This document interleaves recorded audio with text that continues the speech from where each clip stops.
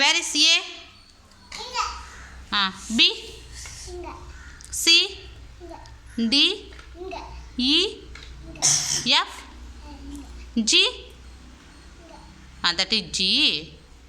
G காணோம் எங்கே போச்சோ. Okay, C. Very good.